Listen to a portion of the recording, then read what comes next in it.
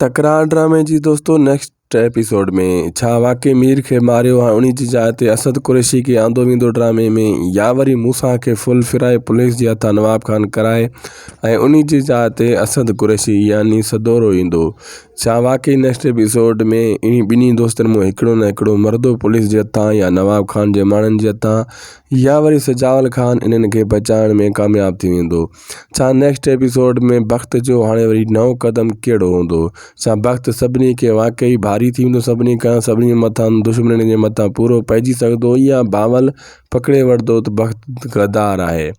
बिल्कुलु दोस्तों, सॼी कहाणी इन नंढड़े वीडियो में इन खे आख़िर ताईं ॾिसो ऐं पहिरियां शायदि को सो वीलो यूट्यूब चैनल खे बि ज़रूरु सब्सक्राइब करे छॾियो।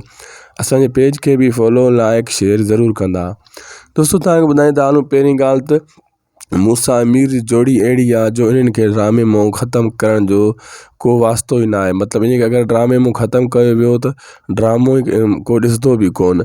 बहरहाल हलूं था पंहिंजी कहाणी की तरफ़। असद कुरैशी त अञा बाद में ईंदो, कंहिं न कंहिं अदाकार खे हटाए पोइ आणींदा, लेकिन हाणे मूसा मीर जे लाइ नवाब खान खॾु खोटे छॾी आहे। मूसा जे पोयां पुलिस हूंदी ऐं मीर जे पोयां नवाब खान जाम माण्हू, ऐं इन्हनि खे ख़तमु करण जी पूरी कोशिशि कंदो जेको आहे ख़ासि करे नवाब खान। ऐं सजावल खान पंहिंजे दोस्तनि खे बचाइण जे लाइ वॾा वॾा क़दम खणंदो, कोशिशि कंदो त इन्हनि खे बचाए वठां न त ही मारिया वेंदा। ऐं भावल दोस्तो जेको आहे फ़िलहालु वक़्त जे भरोसे ते वेठो आहे, छाजे करे वक़्त शैतान भावल जे कुल्हे ते चढ़ियल आहे, लेकिन काफ़ी किस्तनि खां पोइ वक़्त जी अखि खुलंदी। फ़िलहालु वक़्त हिते ईअं ई हूंदो, वक़्त जी अखि बि अॻिते हली दरिया खान या भावल वक़्त जी न भावल जी अखि अॻिते हली खुलंदी। भावल जी अखि अॻिते हली दरिया खान या मूसा या सजावल खान खोलींदा।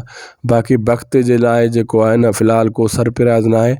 वक़्त ॿियनि खे सरप्राइज़ ॾियण लाइ तयारु आहे ऐं सुहिणी सां फ़िलहालु निकाह न कंदो, अॻिते हली निकाह कंदो। फ़िलहालु उहो हिकु पासे करे छॾियो आहे ऐं भावल खे बि न ॿुधाईंदो त सुहिणी किथे आहे। असांखे ॾींदा इजाज़त दोस्तो, ख़ुदा हाफ़िज़।